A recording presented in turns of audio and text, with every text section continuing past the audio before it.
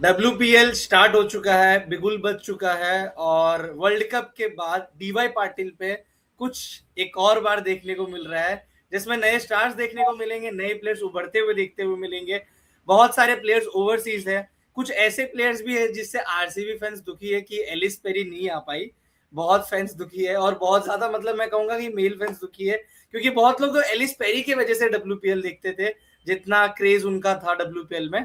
But anyways बिगुल बच चुका है, अब तो टॉस भी मतलब बस हो ही रहा है, टॉस भी, और टॉस का भी हाल पता चल जाएगा।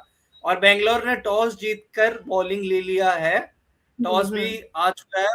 बेंगलोर ने बॉलिंग लिया और बहुत ही मतलब इजी डिसीजन था, क्योंकि ड्यू का असर थोड़ा सा, और पहला मैच आप खेल रहे हो और कोई भी T20 में पहले बैटिंग नहीं करना चाहता, अगर बड़ा मैच ना हो तो आप चेस करना प्रेफर करते हो।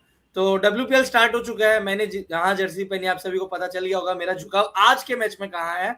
और बाकी ब्लू कलर में आ चुकी है एक तरीके से वुमेन इन ब्लू, जो आज उतरेगी। आज टीम इंडिया नहीं होगी, मुंबई इंडियंस। तो सौजनी कैसा लगता है, और WPL आ गया है, IPL की जिस तरीके से तैयारी होती है अब उस तरीके से हम WPL की तैयारी करते हैं, मतलब जो एक्साइटमेंट, बस, एवरीथिंग गोज अराउंड इट। बस वही है कि अब सारे शहरों में नहीं हो पाता है, एक दो सिटीज में लिमिटेड है, इस बार तो और ज्यादा मुंबई और वडोदरा में। तो कैसा लग रहा है और क्या आप लुक फॉरवर्ड कर रहे हो पहले मैच और पूरे WPL को लेकर? बहुत ही अच्छा लग रहा है, बट एक कंप्लेन तो है कि ज्यादा टीम्स होते तो अच्छे होते। बहुत टीम्स सही बात। थोड़े कम है, टीम्स थोड़े कम है। अदरवाइज अपार्ट फ्रॉम दैट, आप जो वो वेन्यू के बारे में बोल रहे हो, देखिए इसका एक एडवांटेज भी है, डिसएडवांटेज भी है। जब आप एक वेन्यू में जब आप कॉन्स्टेंटली खेल रहे हो, तो आपको पता है कि कैसा क्या फैक्टर है, कब टॉस पहले आपको बॉलिंग लेनी चाहिए कि बैटिंग लेनी चाहिए, आप कंडीशंस के साथ अकस्टम्ड हो। और हमने पहले भी वर्ल्ड कप भी खेला इस फील्ड में, सो इंडियन जो प्लेयर्स है उनको बहुत अच्छी तरह से पता है कि कैसे वो फील्ड प्ले आउट करेगी। बट अगेन वो डिसएडवांटेज भी हो जाता है, क्योंकि आप एक ही पिच में खेल रहे हो, सो चैलेंज वैसा कुछ नहीं है, क्योंकि आपको पता है कि क्या होने वाला है। टीम कॉम्बिनेशन भी बहुत ज्यादा प्रिडिक्टेबल हो जाती है। पर आज बहुत इंटरेस्टिंग होगा, क्योंकि हम देखेंगे हरमनप्रीत कौर, वो वर्ल्ड कप हमने अभी जीता है रिसेंटली। और पहले वो T20 में भी वो बहुत सक्सेसफुल है WPL में, क्योंकि 2 टाइटल्स आरसीबी के पास है। वेरा स्मृति मंधाना, उन्होंने भी एक एक बार ट्रॉफी जीता है। तो सामने भी हमारा T20 वर्ल्ड कप आ रहा है, तो बहुत इंटरेस्टिंग होगा कि कैसे कौन जीतता है ये पहला मैच, और दोनों कैप्टन कैसे मूव फॉरवर्ड करते हैं।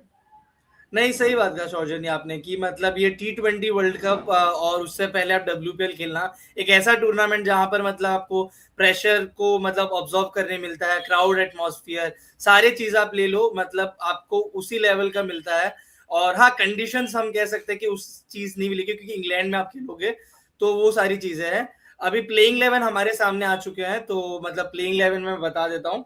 आरसीबी के प्लेइंग 11 में Smriti Mandhana, Grace Harris, Dayalan Hemalatha, first down जो आएगी Richa Ghosh, Radha Yadav, Nadine de Klerk, Arundhati Reddy, Shreyanka Patil, Prema Rawat, Linsey Smith और लॉरेन बेल। तो आप मतलब आरसीबी की आप जो बैटिंग लाइनअप, बॉलिंग लाइनअप, आप पूरे स्पॉट देखोगे ना, तो आपको बहुत, क्योंकि देखिए इस बार जो ऑक्शन था उसमें बहुत सारे फेरबदल हुए, और एक तरीके से मेगा ऑक्शन था, WPL में पहली बार मेगा ऑक्शन देखा गया, तो वो चीज था। मुंबई इंडियंस की प्लेइंग लाइन बता देते हैं, फिर उसके बाद बात करेंगे दोनों टीम के ऊपर। नेट्स कीपर ब्रंट, जी कमलिनी, विकेट कीपर आपकी जो है अमिलिया कर, हरमनप्रीत कौर, अमनजोत कौर, निकोला कैरी, पूनम खेमनार, शबनम इस्माइल, संस्कृति गुप्ता, एस सजना, सजीवन सजना और साइका इशाक। ये है हम्म। मुंबई इंडियंस की प्लेइंग 11। मुंबई इंडियंस की प्लेइंग 11 में भी अगर देखें तो कमालिनी जो विकेट कीपर है वो आपको एक नई मतलब दिख रही है, उनको एक अपॉर्चुनिटी मिली है, पिछले सीजन वो नहीं खेल पाई थी, लेकिन इस बार इंडिया के लिए भी डेब्यू और यहाँ पर भी खेलने का मौका। कि कैसे आज का मैच होता है। अगर मैं बात करना चाहूंगी ग्रेस हैरिस की, तो आपको क्या लगता है प्रकाश भाई? ग्रेस हैरिस का ये है ना, मतलब ग्रेस हैरिस का WPL अगर आप देखेंगे तो स्टार्ट जो हुआ था बहुत ही मतलब अच्छा हुआ था, और मुझे अच्छे तरीके से याद है कि उनको बर्गर खाने का बहुत शौक था, तो हर्षा भोगले इंडियन बर्गर जो मतलब मतलब एक तरीके से मतलब हम कह सकते हैं वड़ा पाव, और एक बार तो बर्गर लेकर भी पहुंच गए थे उनके पास। तो मतलब उनकी जो जॉली नेचर है ग्रेस हैरिस का, वो पूरे WPL को लेकर आता है। और पिछले सीजन वो मतलब उस तरीके से परफॉर्म भी नहीं कर पाई थी, मतलब जो उनका, और इस बार तो T20 मतलब वुमेन्स वर्ल्ड कप से पहले इंजर्ड हो गई थी, तो मतलब वुमेन्स वर्ल्ड कप में जो इंडिया में बहुत बड़ा था उसमें भी वो पार्टिसिपेट नहीं कर पाई, क्योंकि उनका रोल बहुत बड़ा होता है, वो मल्टी स्किल्ड प्लेयर है ग्रेस हैरिस। तो मतलब अब वही देखना होगा कि आरसीबी के लिए किस तरीके से करते हैं, क्योंकि आरसीबी के पास भी मल्टी यूटिलिटी प्लेयर्स हैं, और आपके पास स्पिन ना मतलब उस तरीके से नहीं है आरसीबी का, अगर आप देखोगे तो स्पिन बॉलिंग मतलब उस तरीके से मतलब स्ट्रेंथ नहीं है। तो वो देखना इंटरेस्टिंग होगा किस तरीके से करती है, और मतलब किस तरीके से मतलब अपना जो उनका जो टैलेंट और उनका जो स्किल है ना वो आरसीबी के लिए लेकर आती है, क्योंकि आरसीबी के लिए इंपॉर्टेंट है सारे प्लेयर्स का जो भी मतलब उनका जो स्किल है ना वो बेस्ट यूटिलाइज हो, क्योंकि एलिस पेरी नहीं है ना तो आपके पास दो प्लेयर नहीं एक तरीके से, क्योंकि वो मतलब ऑस्ट्रेलिया के लिए तो बॉलिंग नहीं करती थी उतना, लेकिन आरसीबी के लिए बहुत बार बॉलिंग करके उन्होंने मैच जिताए हैं। तो वो बहुत बड़ा एक रोल प्ले करता है। तो आई थिंक कि ग्रेस हैरिस का भी एक बड़ा रोल होगा, ऑफ स्पिन जो गेंदबाजी वो करती है और जिस तरीके से लंबे लंबे हिट्टे लगाती है उसके लिए तो जानी जाती है। तो अब लेट्स सी क्या होता है, बट आरसीबी तो होप करेगी कि वहां से भी कुछ बल्ले से रन्स और गेंदबाजी में जो ऑप्शंस आता है उससे भी उनको कुछ हेल्प मिले। नहीं, पर आप स्पिन बॉलिंग के बारे में बात कर रहे हैं ना, तो मैं ये भी कहना चाहूँगी कि श्रेयांका पाटिल जो है, ये उनका कमबैक मैच है, क्योंकि पहले वो इंजरी के लिए बाहर थी। तो अभी इंटरेस्टिंग होगा कि वो कैसे खेली, क्योंकि श्रेयांका पाटिल के बारे में जो मैं बोलना चाहूँगी कि वो बहुत एक्यूरेट है। हमने बहुत ही कम टाइम देखा है कि उनको लूज़ बॉल्स देते हुए, और उनके पास वो ऑप्शन भी, वो लूप भी दे सकती है, वो थोड़ा-सा फ्लैट भी बॉल कर सकती है, थोड़ा-सा वेरिएशन भी है उनके पास। सो बहुत ही इंटरेस्टिंग होगा कि वो आरसीबी के लिए कैसे खेले। और अगर स्पिनर्स की बात ही आप कर रहे थे प्रकाश भाई, तो हम चले जाते हैं मुंबई इंडियंस के स्पिनिंग लाइनअप के बारे में। आपको उसके बारे में क्या लगता है?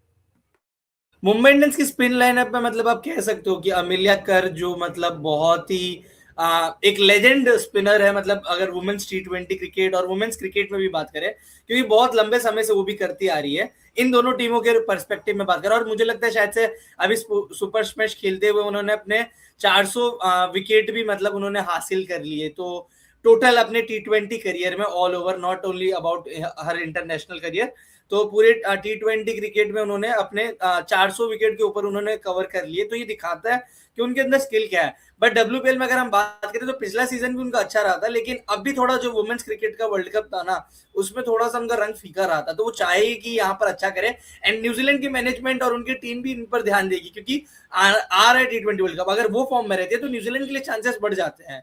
एंड वो ऐसी स्ट्राइक गेंदबाज है ना जो मतलब कहते हैं ना जब एक विकेट लेकर आती है तो 2-3 विकेट गुच्छों में लेके जाती है वो। तो अमिलिया कर आपके लिए विकेट टेकर तो है ही, लेकिन मैच विनर है, आपके लिए बैटिंग में भी काम कर सकती है और कॉन्फिडेंस आता है। बॉलिंग में अगर वो विकेट्स लेती है तो बैटिंग में दिखता है, अगर बैटिंग में रन मारती है तो आपको उनका बॉलिंग में दिखता है।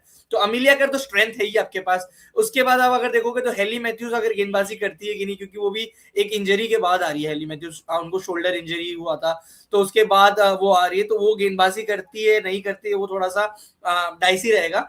बट उनकी गेंदबाजी भी आपको एक ऑप्शन लाकर देती है। उसके बाद आप बात करोगे तो संस्कृति गुप्ता आपके पास है, तो संस्कृति गुप्ता आपको मतलब ऑप्शंस में आपके आती है। बट हाँ मैं ये कहूंगा कि जो मतलब जैसे साइका इशाक की हम बात करें, साइका इशाक आपके पास है, लेफ्ट आर्म स्पिन है, लेकिन अब वो ये कि साइका इशाक को इन्होंने कब लिया था, जो अनसोल्ड वाला सेक्शन गया था उसमें जाके लिया था, तो भरोसा दिखाता है ये, मतलब टीम ने आपको पिक किया है, लेकिन आप इट वाज नॉट लाइक कि आप फर्स्ट चॉइस हो और आप पर है, तो यहाँ पर उनको प्रूफ करना है। मुंबई इंडियंस ने तो पिक कर लिया है, अगर उनको मौका मिला है तो उनको प्रूफ करके दिखाना है, क्योंकि एक सीजन उन्होंने अपने दम पर जिताया था, मुझे याद है उससे उनको टीम इंडिया में जगह मिली थी। तो वो चाहेगी कि फिर से मतलब जगह बनाना इतना इजी नहीं है अब, बट मतलब टी20 वर्ल्ड कप आ रहा है, अब चाहोगे कि कंटेंशन कहीं नाम आए, कहीं लोग सोचे कि आप ऐसा परफॉर्मेंस करो, अगर बात भी हो रही है आपकी तो बहुत अच्छी बात है। तो एज अ प्लेयर तो आप चाहोगे कि आप अपना 100% दो, 120% दो, अपनी टीम को जिताने के पोजीशन में लाओ, आप अपना मैच जिताने के पोजीशन में लाओ। तो मैं चाहता हूँ साइका इशाक जो अनसोल्ड मेरे को अच्छा नहीं लगा था टू बी ऑनेस्ट, क्योंकि एक ऐसा प्लेयर जो मतलब कहते हैं ना और ये अपॉर्चुनिटी मिलती है ऐसे प्लेयर्स को, अगर हम अपॉर्चुनिटी, क्योंकि अगर ये डब्ल्यूपीएल में नहीं खेलेंगे तो अब भी कुछ नहीं हो रहा है वुमेन्स क्रिकेट में, तो they will be like sitting और मतलब वो अपना ट्रेनिंग करेंगे थोड़ा सा और बस वही डेली रूटीन। बट जितना वो खेलेंगे, जितना वो ट्रेनिंग सेशंस टीम के साथ वो जेल्ड अप रहेंगे, उतना उनके लिए भी बेटर होगा। तो आई थिंक इसको अपॉर्चुनिटी के जैसे लेना चाहिए, और मैच मिला है तो इसमें आपको 4 ओवर आप गेंदबाजी करते हो तो जी जान से करो, और बस वही है कि साइका इशाक जो हमने एक सीजन में देखा था वो हम चाहते हैं कि आज भी हो। नहीं, आप जब बात कर रहे थे ना कि मुंबई इंडियंस कैसे बैक करती है, कि ट्रस्ट दिखाती है। रिसेंटली हमारी कोलीग त्रिशा घोषाल ने एक आर्टिकल लिखा था राहिला फिरदौस के ऊपर, वो भी एक विकेट कीपर है। आप सबको मैं रिक्वेस्ट करूंगी कि जब आपको टाइम मिलेगा आप जाके रेव स्पोर्ट्स के ऑफिशियल पेज में वो आर्टिकल पढ़िएगा। तो वो वहाँ पे बोल रही थी कि उनको नहीं लगा था कि वो सिलेक्टेड हो जाएगी, और उसके बाद जब वो ऑक्शन देख रही थी वो सिलेक्टेड हो गई थी। और रहीला फिरदौस के बारे में मैं जब बोलना चाहूंगी कि वो लोअर ऑर्डर जो बैटिंग डेप्थ है वो भी देती है, प्लस वो विकेट कीपर भी है, और मध्य प्रदेश में उन्होंने वो कैप्टन भी थी। तो मतलब मुंबई ने ऐसे बहुत सारे प्लेयर्स को ग्रूम किए है, चाहे वो आईपीएल में हो कि डब्ल्यूपीएल में हो, और उन्होंने वो अपॉर्चुनिटी दी है प्लेयर्स को, इसलिए वो प्लेयर्स ने जाके बाद में वो लेटर ऑन परफॉर्म कर पाए हैं। जैसे सूर्य कुमार यादव, इनिशियली अगर हम देखें तो मुंबई इंडियंस ने ही उनको बैक किया था आईपीएल में। और आप जब बात कर रहे थे ना साइका आयशा के बारे में, तो मैं ये कहना चाहूंगी कि अभी इंडिया टीम में उनके लिए जगह बनाना थोड़ा डिफिकल्ट होगा अंटिल अनलेस वो बहुत कुछ एक्स्ट्राऑर्डिनरी कर देती है, क्योंकि अभी हमारे पास ऑलरेडी 3 स्पिनर्स है। लेफ्ट आर्म स्पिनर्स ऑलरेडी हमारे पास 3 है। राधा यादव बोली है हमारे पास, श्री चरनी है, और रिसेंटली वैष्णवी ने भी डेब्यू किया है। तो थोड़ा सा डिफिकल्ट हो जाएगा साइका आयशा के लिए अंटिल अनलेस वो मतलब एक एक्स्ट्राऑर्डिनरी सीजन होता है उनका ये।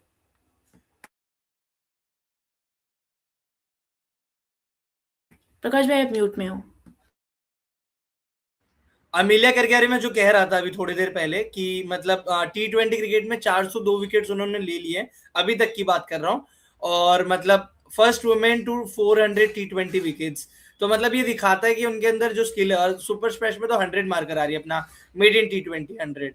तो ये दिखाता है कि अमिलिया कर किस मतलब फॉर्म में आ रही है। सुपर स्मैश अभी भी चल रहा है, और उसमें ही एलिस पेरी खेलते हुए नजर आ रही थी। तो मतलब बहुत लोग ये भी सोच रहे थे कि यार मतलब बट वही कि मुझे ऐसा लगता है कि उनका डिसीजन इस वजह से भी ये है कि इंग्लैंड की कंडीशंस और वहां की कंडीशंस न्यूजीलैंड की थोड़ा सा आपको सिमिलर नजर आता है, तो वो भी चीज है। एंड न्यूजीलैंड और ऑस्ट्रेलिया आपको पता ही कितना पास में, तो मतलब आप जैसे ही वो सीजन मतलब सुपर स्मैश खत्म होगा तो आप बहुत इजीली आप वहां पर जा सकते हैं। एंड आप मेरे को तो लगता है मैचेस के बीच में अगर डेज के भी उसमें गैप्स होंगे तो आप इजीली घर जाकर आप ट्रेवल कर सकते हो, इतना टाइम होता है। ऑस्ट्रेलिया और न्यूजीलैंड इतना पास है। तो मतलब वही है कि इंडिया नहीं आ पाई एलिस पेरी, लेकिन वही है कि अभी मैं इसलिए बात कर रहा हूँ कि अमिलिया करके जो फॉर्म लेकर आ रही है वो मुंबई इंडियंस के लिए बहुत ही बेनिफिट करेगा, तो वो एक चीज है। और मतलब इंटरेस्टिंग होगा देखना। और जो हम मुंबई इंडियंस के स्पिनर की बात भी कर रहे थे ना थोड़ी देर पहले, मुझे उससे एक चीज और आता है कि याद की स्मृति मंदाना की हम बात करें, वो WPL वैसे तो मतलब ऑल ओवर इंटरनेशनल क्रिकेट उनको स्पिन में थोड़ा सा ऑफ स्पिन में दिक्कत होता था। वर्ल्ड कप में उन्होंने बहुत कोशिश की, उन्होंने लेटर स्टेजेस ऑफ द मतलब मैं कहूंगा कि इनिंग्स मतलब मैचेस उन्होंने उस चीज को सॉल्व किया, लेकिन स्टार्टिंग में वहां पर भी फंस रही थी। आपको याद होगा साउथ अफ्रीका के खिलाफ लेफ्ट आर्म स्पिन आप बात कर लीजिए, जहां पर आप उनको थोड़ा फ्लाइट मिलता था, तो वो स्टार्ट मतलब थोड़ा सा शॉर्ट्स में मतलब थोड़ा सा वो अपने आप को कंट्रोल करती थी। WPL में तो ये बहुत ज्यादा समस्या देखने को मिलती थी। मतलब एक सीजन तो जब जिस सीजन में बाहर हो गई थी आरसीबी, उस सीजन में तो मतलब स्मृति मंदाना के रन ही नहीं निकल पा रहे थे, और स्पिनर्स के खिलाफ मतलब पूरा एकदम तरीके से ट्रैप में फंस जा रहे थे।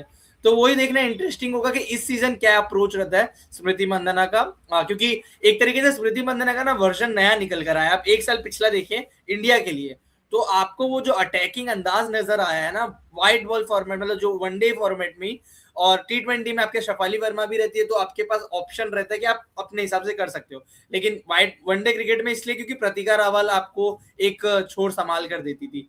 तो वो देखना इंटरेस्टिंग होगा कि स्मृति मंदाना कौन सी वाली आती है, क्योंकि मैंने स्टार्टिंग में कहा था जॉर्जिया वोल कर रही है, बट अभी मैंने देखा फिर से तो जॉर्जिया वोल है नहीं, ग्रेस हैरिस दिखा रहा है प्लेइंग 11 में। तो ये थोड़ा सा कंफ्यूजन था, बट एंड यहाँ पे एक कमेंट भी आया था कि जॉर्जिया वॉल क्यों नहीं है। तो देखिए उसका क्यों नहीं है, उसका तो रीजन बताया नहीं, क्योंकि ये पहला मैच था एंड कोई मतलब ऐसे डिसीजन मतलब आपका ओवरसीज का प्लेइंग आपको वो उन्होंने डिसीजन नहीं बताया, तो मे बी उनके डिसीजन में नहीं होगा। मैं 4 ओवरसीज जो उनके प्लेयर एक बार रिपीट कर देता हूँ आरसीबी की तरफ से। ग्रेस हैरिस है उनकी, और नडिंडी क्लर्क है, लिंसी स्मिथ है, और लॉरन बेल है। तो ये है 4 उनके ओवरसीज। एंड मतलब ओपनिंग में तो यही दिखा रहा है स्मृति मंदाना और ग्रेस हैरिस, तो ये इंटरेस्टिंग होगा। ग्रेस हैरिस ओपनिंग WPL में तो आज तक नहीं दिखा था ना, ऑस्ट्रेलिया के लिए देखा है। WPL में एक मैच मेरे ध्यान में आता है उन्होंने किया था, बट वो शॉर्ट एंड मैच था, मतलब बहुत पहले एक दो सीजन पहले की बात है, मैंने देखा था इतना याद है। बट ओपनिंग के लिए जानी नहीं जाती है, मतलब ओपनिंग उन्होंने इतना नहीं किया। बट देखना होगा कि क्या होता है। मतलब इंटरेस्टिंग कॉल है, पावर प्ले है, तो मतलब मे बी ग्रेस हैरिस का बेस्ट यूटिलाइज आपको देखने मिल सके, तो वो भी एक चीज है। बट आपको मैं ये पूछना चाहूंगा शौर्जनी की मतलब स्मृति मंदाना और ऑफ स्पिन ये दोनों चीज जो है उसके ऊपर आप क्या देखते हो, मतलब वो स्ट्रगल करते वो मतलब किस तरीके का अप्रोच उनका रहना चाहिए, मतलब आपने जो देखा अभी तक। मैं रिसेंटली बोलूंगी कि एक वीडियो आया था, ठीक है, मैं ये शेफाली वर्मा के बारे में आपको बोलना चाहूंगी कि शेफाली वर्मा, एक वीडियो हमने रिसेंटली देखा था, एक इंटरव्यू चल रहा था, तो वहां पे श्रीलंका के अगेंस्ट में, हमको ये पता है कि शेफाली वर्मा ऑफ स्पिन को बहुत अटैक करती है, तो श्रीलंका के अगेंस्ट में उनको फर्स्ट ओवर में एक ऑफ स्पिनर दिया था, तो वो क्या की, वो पहला 2 बॉल ऐसे डिफेंस कर दी, वो रख दी वो बॉल। तो उनको पूछा गया था कि ऑफ स्पिनर दिया था, हम तो एक्सपेक्ट कर रहे थे कि फर्स्ट बॉल से आप चार्ज करोगे, तो आपने रख क्यों दिया था? तब शेफाली वर्मा ने बोला था कि मैं पहली बार इस विकेट में खेल रही थी, मुझे बॉल कैसे वो ग्रिप होके कैसे टर्न हो रहा है, क्या स्किड कर रहा है, वो मुझे नहीं पता था, तो मैंने अच्छी तरह से देख लिया, उसके बाद मैंने चार्ज किया। सो आई थिंक स्मृति मंदाना अगर आज खेलेगी तो वो सेम अप्रोच रख के उनको खेलना होगा, कि पहले उनको समझना होगा कि बॉल कैसे आ रहा है।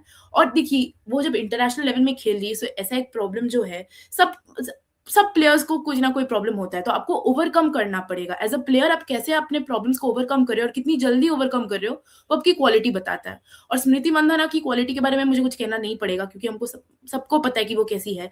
तो आई थिंक प्रॉब्लम देखिए उनको फेस जब हो रहा है, मुझे डेफिनेटली लग रहा है कि नेट्स में भी वो इसके ऊपर काम करेंगी, करके आज का मैच में हमको पता चलेगा कि वो कैसे इस सिचुएशन को टैकल करती है। उम्मीद ये रखती हूँ कि बहुत जल्दी ओवरकम करेगी, क्योंकि श्रीलंका के, आप जब कह रहे थे कि व्हाइट बॉल सीरीज में भी हमको ये रिसेंटली थोड़ा सा विजिबल हो रहा था, इवन वर्ल्ड कप के टाइम पे, तो अभी श्रीलंका सीरीज भी रिसेंटली उन्होंने खेला, तो उनके पास वो प्रैक्टिस भी है, तो अभी देखना पड़ेगा कि वो कैसे टैकल करती है। राइट। और मतलब ये स्मृति मंदाना के लिए जो मैं कह रहा था वो यही था कि देखिए ऑफ स्पिन वर्सेस स्मृति मंदाना, ये WPL का मैं बता देता हूँ, ये और कहीं का नहीं, WPL का है। 139 run versus right arm off spinners, 11 dismissals versus right arm off spinners, 95.86 strike rate. मतलब ये जो स्ट्राइक रेट है वो भी T20 के हिसाब से तो मतलब बहुत ही एवरेज हम कह सकते हैं। और 120, 125, 130 रहता है, तो आप कह सकते हो कि चलो ठीक है, आप स्ट्राइक रोटेट और वो कर रहे हैं, ये वाली चीज। और 11 डिसमिसल, तो ये दिखाता है कि मतलब जो स्मृति मंदाना का स्ट्रगल है वो काफी रहा है, मतलब वो चाहेगी कि इसको ओवरकम करना, एंड आई थिंक कि इस बार ओवरकम कर जाएगी, क्योंकि जिस तरीके से अंदाज से आ रही है और वो मतलब जिस अप्रोच से खेल रही है वो आपको एक बेटर चांस देता है। एंड मुझे लगता है कि जो आपके सामने जो पार्टनर है वो भी एक चीज है, क्योंकि सोफी डिवाइन का मतलब पिछले सीजन तो सोफी डिवाइन थी नहीं आपके पास, लेकिन उसके पहले अगर हम बात करें तो सोफी डिवाइन अटैक करती थी, तो उनको एक टाइम मिलता था। तो यहाँ पर भी आपके पास एक ऐसा पैर है जो वो अटैक कर सकती है, तो ग्रेस हैरिस जहाँ पर करेगी, तो it will be interesting to see क्या होता है। बाकी अगर कुल मिलाकर देखें, हाँ बोलो बोलो बोलो तो शुजा। आप अटैकिंग के बारे में बात कर रहे हैं, तो आरसीबी के बैटिंग लाइनअप में आपको क्या लगता है, दयालन हेमलता का क्या रोल है, आपको वो क्या लगता है? हाँ देखिए, मतलब मैं T20 क्रिकेट में ना, मतलब ये थोड़ा मेंस क्रिकेट का एनालॉजी में ला रहा हूँ, क्योंकि मुझे भी लगता है कि T20 क्रिकेट में आपको ना एक एंकर की जरूरत नहीं होनी चाहिए। अगर है भी तो जो अटैक करता है ना, मतलब एंकर को कितना चाहिए, 10 बॉल आपको कंट्रोल करना होगा। कोई आके 30 बॉल में अगर 30 रन बनाता है तो वो एंकर नहीं होता, वो टीम को ले डूबना होता है मेरे हिसाब से। तो मतलब अब तो वुमेन्स क्रिकेट में भी आप देख रहे हो ना कि मतलब आपका जो स्कोर है ना वो बहुत ही हाई जा रहा है। फीबी लिचफील्ड आपके सामने, फीबी लिचफील्ड आ जाए और अब आपके सामने नंबर 3 पे दयालन हेमलता आ जाए। अब दयालन हेमलता 25 बॉल में 30 रन कर रही है, और वहां पे फीबी लिचफील्ड 20 बॉल में आपको 40 रन करके या 38 रन करके दे रही है। और फिर उसके बाद आप कहो कि नहीं मुझे एंकर की जरूरत है, लेकिन आपको सिचुएशन के हिसाब से खेलना है, मेरा ये कहना है। आपका ये नहीं होना चाहिए कि कोई एक एंकर है तो वो हर एक जगह जहां पर फ्लैट विकेट है वहां पर भी 20 बॉल में 20 रन बना रहा है, और जहां पर स्ट्रगलिंग विकेट है वहां पे 20 बॉल में 12 रन बना रहा है कहकर। तो ये ना हो जाए कि मतलब ठीक है चलो 20 बॉल में आज 20 रन ठीक है मतलब एक बार के लिए, लेकिन जहां पर वहां पर 20 बॉल में 20 रन बनाना चाहिए, वहां पे 20 बॉल में 15 रन हो जाएगा उसका, क्योंकि वो वहां पर और स्ट्रगल करेगा। क्योंकि ये होता है कि T20 क्रिकेट में मतलब ऐसे, क्योंकि आपको गैप्स निकालना, ये सारी चीजें इंपॉर्टेंट है, वरना आप पीछे रह जाओगे। सिंपल सी ये बात है। टीम वही जीतती है जो परफॉर्म करती है, ना कि वो जो ये कहती है कि हम इसी तरीके से खेलते हैं। वो अटैकिंग क्यों ना हो, आप अटैक नहीं कर सकते ऐसे पिच पर जहां पर जरूरत ना हो। 150 का अगर चेज है तो आपको आराम से खेलना और मैच जीतना है। आपको 15 ओवर में जीतो या 12 ओवर में जीतो, रन रेट का पॉइंट तभी है जब आपके पास जीत ना हो, उसके बाद आप रन रेट के पीछे नहीं भाग सकते। तो ये मेरा एक चीज है अटैकिंग का। और आरसीबी की लाइनअप में मैं कहूँ दयालन हेमलता का वही रोल है जो इससे पहले बहुत सारे, मतलब आरसीबी में इससे पहले मुझे जितना याद है पिछले सीजन, मतलब एक मेरे को प्लेयर का नाम याद नहीं आ रहा है, शायद से दीसा कसत थी, कोई एक प्लेयर का नाम मुझे याद नहीं आ रहा है, जो सेम रोल उनको दिया गया था। 1 डाउन आती थी और मेरे को नाम याद नहीं आ रहा है, बट हाँ एनीवेज मतलब वो उनको भी यही रोल दिया गया था, एंड वो पावर प्ले में तो अच्छे रन निकाल लेती थी 3-4 चौके मार के, बट उसके बाद वो डाउन हो जाती थी। मे बी मैं पोस्ट मैच में उनके थोड़े स्टैट्स और नाम लेके आऊंगा। तो मतलब मुझे लगता है वही है कि जरूरत तो है नहीं, बट हाँ खेल रही है तो मैं यही चाहूंगा कि रन्स बनाए, जितने बॉल्स खेले उसका मैक्सिमम यूटिलाइज करे, सिंपल एज दैट। ऐसा ना हो हारने के बाद हम वहां पिन पॉइंट या कहे कि इस दौरान मतलब टीम स्ट्रगल कर रही है, तो वो मैं किसी भी प्लेयर्स के लिए कह रहा हूँ, ऐसा पॉइंट आउट नहीं कर रहा हूँ, वो कोई भी हो, स्मृति मंदाना हो, कोई भी हो, आप स्ट्रगल जब भी करते हो तो आप पर हम नहीं चाहते कि पॉइंट हो। तो वही है कि टीम के लिए आप जितना हो सके बेस्ट यूटिलाइज करो। 0 पर आउट होना कोई बुराई नहीं है मेरे हिसाब से, रेदर देन आप 5 बॉल में 0 पर आउट हो रहे हो, तो वो वाली बात है। आप क्योंकि 0 पर आउट हो रहे हो तो अब हम बोल ही कह सकते हैं, क्योंकि आपको पता ही नहीं चला कि क्या हुआ है। बट आप 7 बॉल खेल रहे हो, 2 रन मार रहे हो, फिर आउट हो जा रहे हो, मतलब कुछ तो गलत है। तो फिर वही चीज है। तो बस वही है कि अभी मतलब आरसीबी का बैटिंग लाइनअप में फायर बहुत है, Nadine de Klerk, Richa Ghosh, Grace Harris, अब बात कर लीजिए स्मृति मंदाना, आपके 4-5 बैटर तो ऐसे हैं जो आपको अकेले दम पर मैच जिता सकते हैं। मुंबई इंडियंस की तरफ से भी ऐसे ही है, वरना मुंबई इंडियंस 2 बार चैंपियन नहीं बनती अगर मुंबई इंडियंस के पास ऐसे प्लेयर नहीं होते। तो आपको मैं मुंबई इंडियंस के लिए पूछना चाहता हूँ कि चलो वॉच आउट प्लेयर बताइए कि आप पे आपकी नजरें किस पर होगी कि आप इन प्लेयर्स को देख रहे हो मुंबई इंडियंस की तरफ से, और एक प्लेयर आरसीबी की तरफ से कि इन प्लेयर्स को मैं देख रही हूँ कि ये कैसा परफॉर्म करता है। आरसीबी, देखिए आरसीबी के बारे में अगर आप जो बोल रहे हैं तो ऋचा घोष, क्योंकि ऋचा घोष ने जैसे परफॉर्म किया है, और एक सॉफ्ट स्पॉट तो है, बंगाल से है, खेल रही है, वर्ल्ड कप जीता है, सो ऋचा घोष के ऊपर एक सॉफ्ट स्पॉट मेरा है। तो ऋचा घोष डेफिनेटली, और वो एक्सप्लोसिव, इतना एक्सप्लोसिव बैटिंग करती है, फर्स्ट बॉल से वो एबिलिटी रखती है, और वो पावर हिटर है, उनके पास जो स्ट्रेंथ है, मतलब एक बॉल अगर मिडिल ऑफ द बैट चला गया तो वो बॉल निकल जाता है। और इंटरेस्टिंगली मैं अगर बोलूँ तो जब बोले थे ना संजीवन एस के बारे में, वो भी बहुत इंटरेस्टिंग होगा, क्योंकि पिछली बार जब डीसी के अगेंस्ट में मैच था, लास्ट बॉल में 5 रन की जरूरत थी और उन्होंने आके फर्स्ट बॉल में 6 मारे थे। तो वो भी वो एबिलिटी रखती है कि वो पावर हिटिंग एबिलिटी उनके पास भी है, वो रोप क्लियर करने की एबिलिटी भी वो रखती है। तो ये 2 प्लेयर के बारे में मैं ज्यादा फोकस करूंगी। ऋचा घोष के पास तो एक्सपीरियंस है, बहुत ज्यादा एक्सपोजर है, इंटरनेशनल भी खेला है, पर ऑन दी अदर हैंड जब हम संजीवन एस के बारे में बात करें तो वो डोमेस्टिक खेली हुई है, उतना ज्यादा नाम सबको शायद उनका नाम नहीं पता है अभी तक, अभी भी वो अपराइजिंग प्लेयर है, तो उनके ऊपर मैं नजर रखना चाहूंगी, मैं देखूंगी कि वो आज कैसा परफॉर्म करती है। मैं अगर अपना बताऊं, मुझे लगता है मुंबई इंडियंस की तरफ से मैं देख रहूंगा जी कमालिनी को, क्योंकि इंडिया के लिए उनको मौका मिला, मतलब एक मैच उन्होंने खेला, यहाँ पर उनको मौका मिल रहा है, और मतलब विकेट कीपिंग मतलब उनको मतलब दिया गया है, तो एक wicket keeping is not like a easy मतलब थिंग, और क्योंकि यहाँ पर आप पे नजरें पूरे 20 ओवर आप पर बनी होगी, आप क्या करते हो, कैसे विकेट कीपिंग करते हो, कैसे कैचेस लेते हो, क्या करते हो क्या नहीं। उसके बाद बल्लेबाजी का जब मौका मिलता है तब आप पे नजरें बनी होगी। तो पहले ऐसा होता था कि विकेट कीपर सिर्फ विकेट कीपर होता था, कि विकेट कीपिंग अच्छा किया, बैटिंग मतलब इट्स नॉट लाइक कि मतलब मैं खाली वुमेन्स क्रिकेट की बात कर रहा हूँ, हर एक जगह ऐसे ही होता था। फिर धीरे धीरे ये समय मिला वुमेन्स क्रिकेट में, मतलब और जैसे कि तानिया भाटिया एक विकेट कीपर है, वो विकेट कीपर बहुत अच्छी है, लेकिन बैटिंग उनका मतलब बहुत ही उतना मतलब नहीं था। तो लेकिन उसके बाद फिर आप देखिए ऋचा घोष आई, ऋचा घोष का ये है कि विकेट कीपिंग बेहतर हो रहा है, बीच बीच में आप कहते हो कि नहीं थोड़ा सा ये है प्रेशर सिचुएशन में, बट बैटिंग उनका इतना अच्छा है कि आपको एक बार के लिए आप बोलते हो कि चलो ठीक है, मतलब आप विकेट कीपिंग के लिए आप वो एडजस्ट करना चाहते हो, बैटिंग उनका इतना अच्छा है, मतलब तो आपका एक स्किल इतना अच्छा होना चाहिए तभी आपको ऐसा माना जाता है कि चलो ठीक है आप एक स्किल में थोड़ा एडजस्ट कर सकते हो, वरना नहीं तो आपके दोनों स्किल बेस्ट होने चाहिए तभी आपका जगह बनता है। तो आई थिंक कि उनके ऊपर नजरें होगी।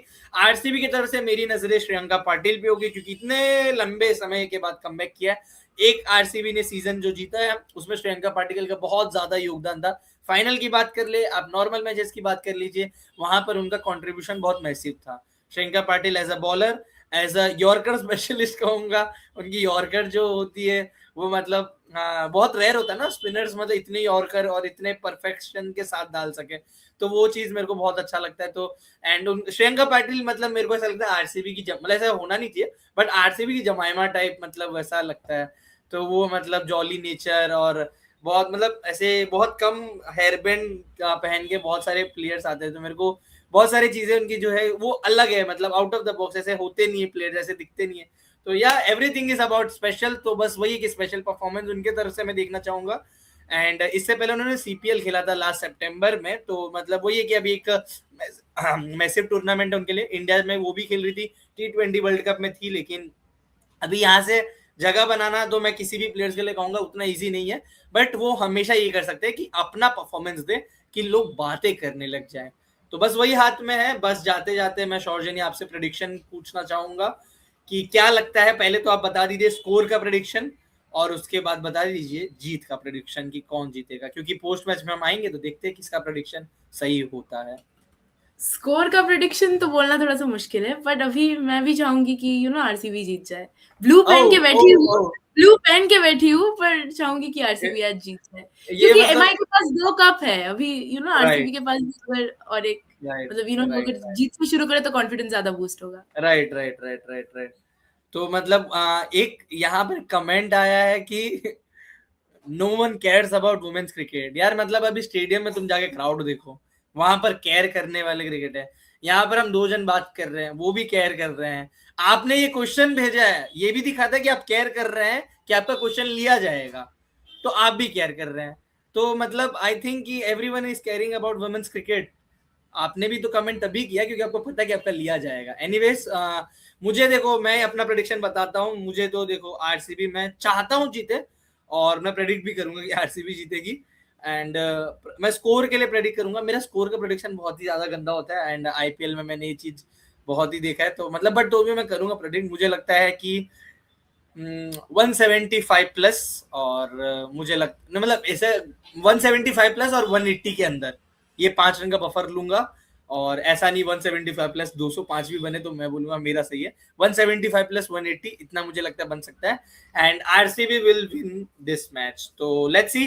पहला मैच मैंने तो कह दिया कि आरसीबी जीतेगी, बाकी रिजल्ट क्या होता है वो वक्त बताएगा, मतलब पोस्ट मैच में हम आते हैं उसके ऊपर बातें करेंगे। बाकी आप सभी को जो भी लगता है कमेंट बॉक्स में लिख के जरूर बताइए।